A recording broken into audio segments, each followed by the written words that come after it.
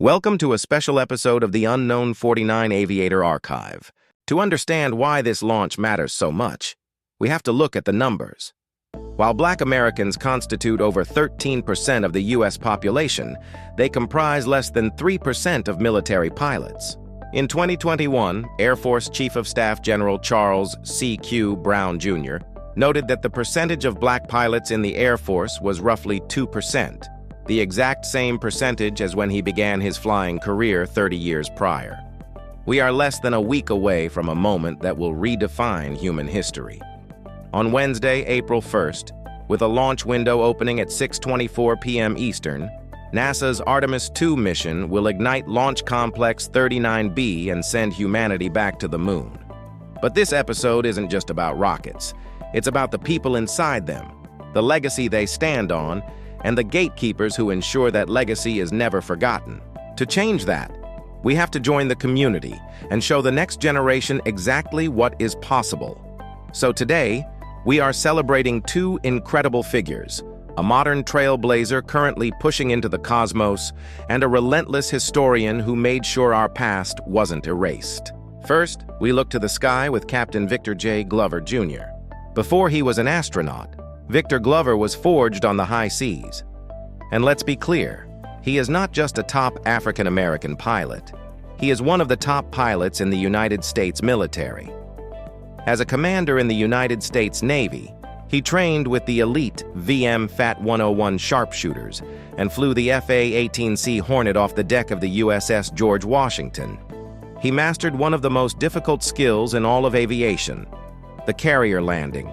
He executed over 400 precise arrested landings, accumulated more than 3,000 flight hours across over 40 different aircraft types, and flew 24 combat missions in hostile airspace.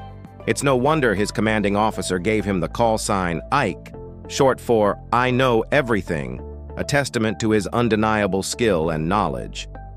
But his journey didn't stop at the edge of the atmosphere. Selected from thousands to join the 21st NASA astronaut class in 2013, he quickly made history.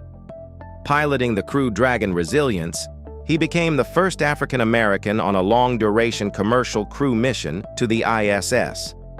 During Expeditions 64 and 65, he spent 168 days in space, conducting critical spacewalks, advanced research, and leading complex operations as the 15th African American in orbit.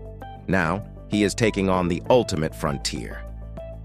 On April 1st, Captain Glover will sit in the pilot's seat of the Orion spacecraft, a deep space vessel designed to sustain a crew of 4 for up to 21 days, protected by an unprecedented heat shield engineered to survive a blistering 25,000-mile-per-hour lunar re-entry.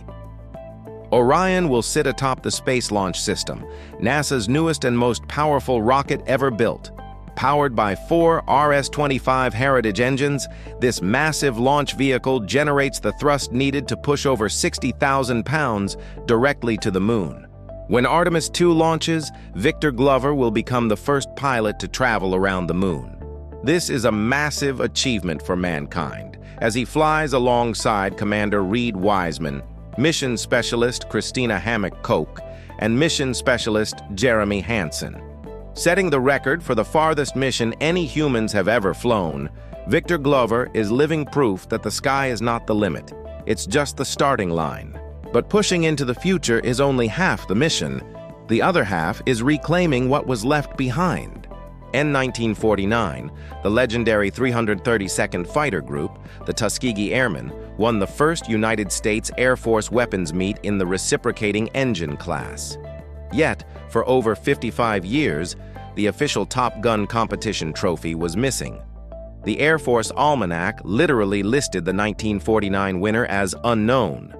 Which brings us to our archive extra. We turn to a woman who is the absolute gospel of preserving Tuskegee Airmen history, the ultimate legacy historian, Ms. Zellie Rainey Orr. Ms. Zellie made it her mission to unearth that stolen legacy. After the trophy had been lost to the public for over 50 years, she tracked it down in less than a week, finding it in storage at the National Museum of the U.S. Air Force. Now, it is on display for over 800,000 visitors to view every year. Additionally, as a dedicated researcher, she is credited with the 2004 dedication of Atlanta's Camp Creek Parkway as the Tuskegee Airmen Parkway. Accompanied by fellow Tuskegee Airmen, Harry Stewart was able to change the records to reflect the 332nd Fighter Group in 1995. It forced the military to update their records, but when historian Zellie Rainey Orr found the actual trophy, she made it a symbol, living proof that black pilots are more than qualified, and it brought long overdue honor to the living legends of that winning team, Captain Alva Temple, Lieutenants Harry Stewart, James Harvey III, and Halbert Alexander. But Ms. Zellie's own story is just as powerful. She is a true veteran of the civil rights movement.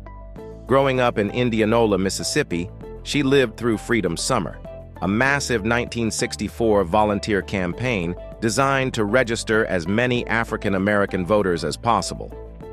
At the time, Mississippi was the most racially repressive state in the U.S., with less than 7% of its eligible black population registered to vote due to violent intimidation and discriminatory literacy tests.